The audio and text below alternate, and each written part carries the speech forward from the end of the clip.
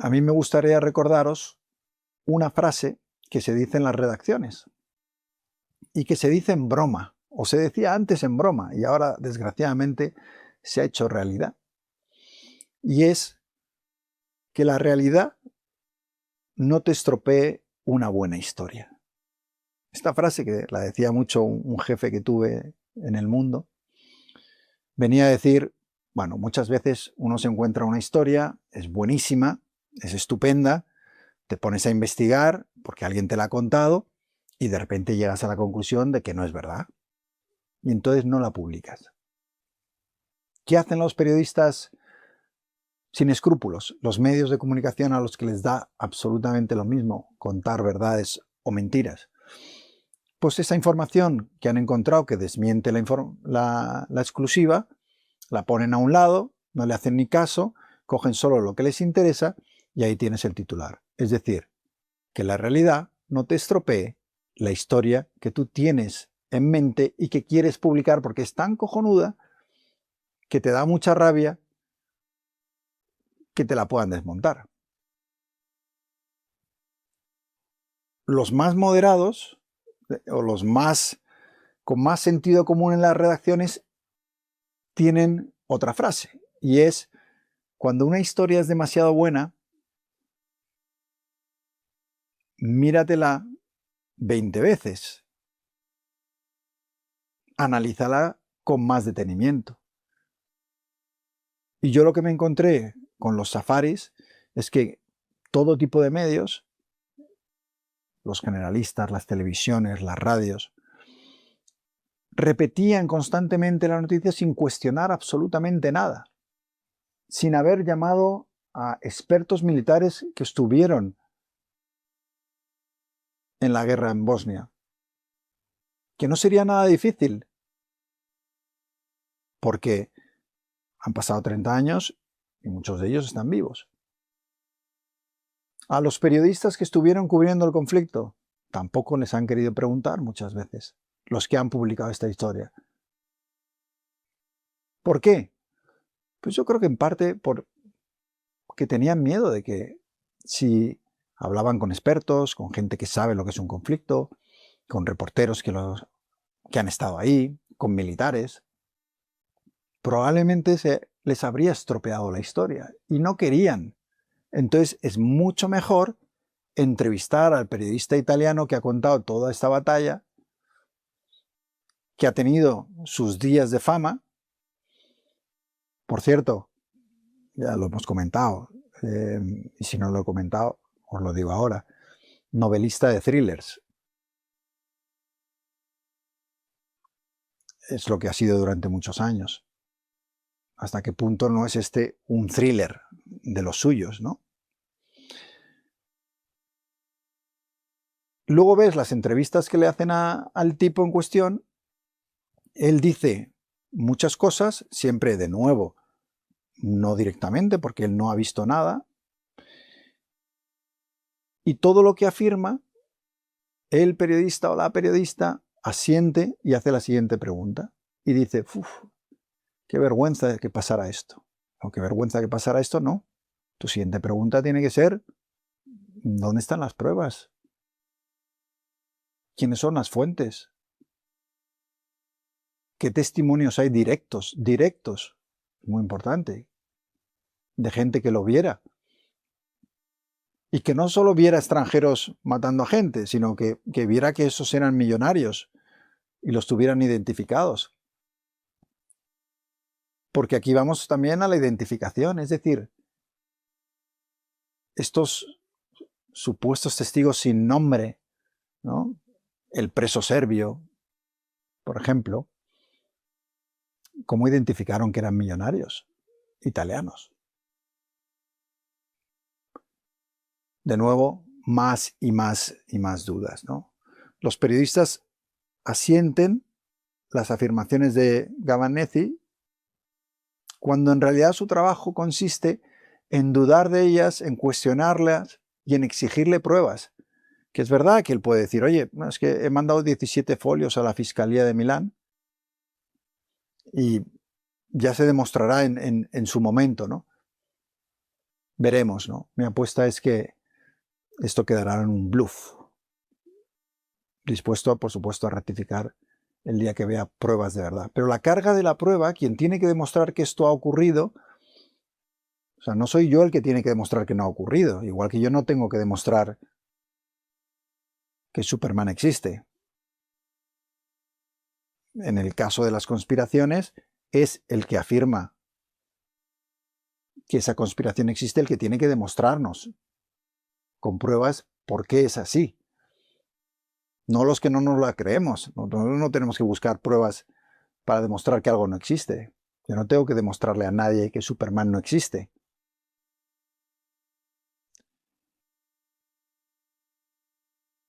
Hay gente que me preguntáis, ¿estuviste allí? Digo, no, yo estaba en la facultad. Justo ese conflicto me pilló estudiando periodismo. Y recuerdo de periodistas que venían a clase a dar charlas sobre el conflicto. Yo me baso en mi experiencia como reportero, en el sentido común y en el análisis de los documentos, de las pruebas, de los testimonios que yo he podido leer y que, como os digo, si tengo que hacer la pregunta, ¿es un crimen atroz o un bulo? Ahora mismo no hay para mí ninguna prueba contundente, o no se ha enseñado ninguna prueba contundente que pueda afirmar a esos medios y a esos periodistas que esos safaris humanos existieran. Y mientras no se presente esa evidencia, seguiré pensando que esto es una gran leyenda, como otras muchas que hay en los conflictos. Y entonces, muchos de vosotros, o algunos de vosotros, que no os creíais la historia, o que sois escépticos, y yo recomiendo muchísimo el espíritu crítico siempre, en todo lo que leáis, de preguntaros a vosotros mismos, ¿no? Estas preguntas que nos estamos haciendo, se las puede hacer cualquiera, no solo alguien que haya estado en conflictos. Creo que el dudar es muy, muy importante. Entonces, preguntas relacionadas con esto, ¿no? ¿Cómo es posible que los grandes medios publiquen semejantes noticias sin contrastar la información? Pero es que esta pregunta se responde en la segunda pregunta de la misma persona. ¿Todo vale por los clics, visualizaciones, por la viralidad? Es decir, por la pasta, por el dinero. Y ahí es donde nos encontramos el gran problema. Lo que os decía, esta historia es demasiado buena para comprobarla. No vaya a ser que se nos caiga y perdamos los miles de clics que nos va a dar, que a su vez producen publicidad y permiten decir que tenemos muchísimos lectores. Hay un cada vez mayor interés en no contrastar las informaciones y en publicar cosas que sabemos que son falsas, porque va a haber una audiencia que a la que la vamos a engañar. Y eso nos va a reportar dinero, que es una de las cosas que yo vengo diciendo desde hace un tiempo, y es que la mentira, desgraciadamente, soy más rentable que la verdad. Tú montas un panfletillo y te inventas todas las noticias que publicas y vas a ganar más dinero que si montas un periódico con el mismo número de reporteros dedicados a cubrir información de manera seria, rigurosa, con fuentes y demás, que van a tardar muchos más días en hacer cada historia, con lo cual van a publicar menos, porque las mentiras te las puedes inventar en 3 minutos, con inteligencia artificial en 30 segundos, y es mucho más barato de producir la mentira. Entonces aquí basta que un periódico vea esta noticia, la lea en un periódico italiano, para que todos salgan en tromba a publicar la misma historia. Y generar no una, sino ya empezamos a más noticias, llegamos a entrevistar al periodista que es el origen de todo este escándalo, él muy encantado de haberse conocido va adaptando la historia, incluso, como hemos dicho antes, por país. Ah, oye, me hace una entrevista a un periódico español. Ah, pues había también españoles muy importantes y millonarios. ¿Quiénes? ¿Dónde están las pruebas? Porque lo dices tú, te lo contaron. Eso no es manera de hacer periodismo ni de escandalizar a la gente, porque además esta es una historia que mucha gente dirá, pues tampoco es tan importante. Oye, si pasó o no pasó. Yo creo que en los tiempos que vivimos sí que es importante, porque hay un gran cinismo, hay un gran pesimismo sobre la condición humana, en un momento en el que hay muchos conflictos, donde hay mucha crispación, mucho odio e intolerancia, y el hacer pensar a la gente que las cosas son peor incluso de lo que son, de que la gente es capaz de hacer cosas peores incluso de las más crueles, que además esas cosas terribles las puede hacer alguien que no tiene ninguna parte en un conflicto, simplemente por divertirse. Yo creo que todo esto lo que hace es que todos perdamos cada vez más la fe en la condición humana, que nos volvamos más cínicos, más descreídos. Y eso tiene consecuencias. Hace también que cada vez nos impresionen menos cosas porque les contamos. Cuando tú cuentas una crueldad y otra y otra y otra, al final casi nos anestesiamos, ¿no? Entre todos. Ya nada nos impresiona, si ya vamos a aceptar sin pruebas que hay gente que paga 100.000 euros por coger un rifle en una guerra que ni le va ni le viene y se pone a matar niños que cruzan por la calle, y todos reproducimos la misma historia sin cuestionar absolutamente nada, yo creo que no estamos contribuyendo precisamente a crear sociedades que crean en el bien, que también existe, ¿no? Yo lo digo a menudo, ¿no? Yo en los conflictos en los que he estado me encontraba a auténticos hijos de puta. Antes he mencionado algunos capaces de cualquier cosa, pero también te encuentras gente increíble que en medio de esas circunstancias tan difíciles muestran una dignidad y un coraje increíble por hacer el bien y por intentar crear espacios oasis de paz y reconciliación. Y he visto gente jugarse la vida precisamente por eso, por intentar empujar la paz. O sea, en la guerra te encuentras todos los extremos de la condición humana. El peor, violaciones, asesinatos, crueldad. Y el mejor. Muchísima gente, de hecho, en las guerras, que son civiles, que sufren las guerras, a pesar de que no han hecho nada por iniciarlas, lo que quieren es la paz, ¿no? Lo que pasa es que luego hay gente en el poder con otros intereses, soldados, que desde que son niños no han visto otra cosa que violencia, caso de Afganistán, por ejemplo, y que no saben leer ni escribir, y sin embargo tienen una AK-47. Cuando yo cubría la guerra de Afganistán, el ratio de analfabetismo en Afganistán era del 90%, de gente que no sabía leer ni escribir. Era muy manipulable para darle un arma y decirle, vete a matar a estos que van a por ti, etcétera, etcétera, ¿no? Las guerras, al final, unos pocos son responsables del daño a una mayoría. Y aún así, como os digo, yo me he encontrado un montón de casos de gente valiente que ha hecho lo que ha podido, ¿no? Recuerdo mucho, por ejemplo, y le dediqué un libro, ¿no? El Botones de Kabul. El Hotel Intercontinental de Kabul era la historia de la guerra de Afganistán. Y había un botones en la puerta, con una barba larga, blanca, que llevaba desde que se había inaugurado el hotel. Había visto los tiempos de esplendor, donde venían turistas y se celebraban fiestas, y luego el descenso al infierno, la invasión primero de los soviéticos, la guerra civil que vino cuando se marcharon, la llegada de los talibán. Habían bombardeado el hotel un montón de veces, habían matado al director, habían matado a empleados. el hotel tenía una pista de tenis y me contaba de 2 huéspedes que estaban jugando al tenis, de repente les cayó una bomba y uno de ellos, que era jordano, siguió jugando, ¿no? La bomba había caído justo al lado de la pista, ¿no? Hasta ese punto se había normalizado la guerra.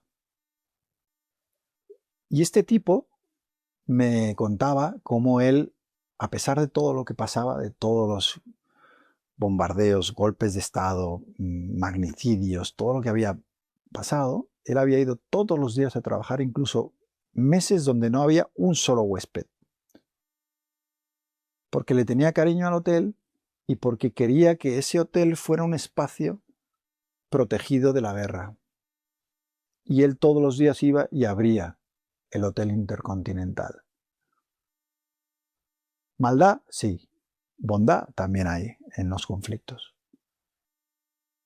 Esther, que siempre nos pregunta, dice, entonces, si esto no es verdad, ¿a quién se beneficia de convertir esta historia en verdad? Entre comillas, verdad. Bueno, se benefician los medios, como hemos dicho, con clics, generando más ingresos, más publicidad, más seguidores. Si nadie lo desmiente, además queda como la verdad absoluta, porque a mí una de las cosas, reconozco que esta vez me ha sorprendido, porque casi siempre cuando hay una información dudosa, hay al menos algunos pocos periodistas que la cuestionan o intentan analizarla desde un punto de vista crítico.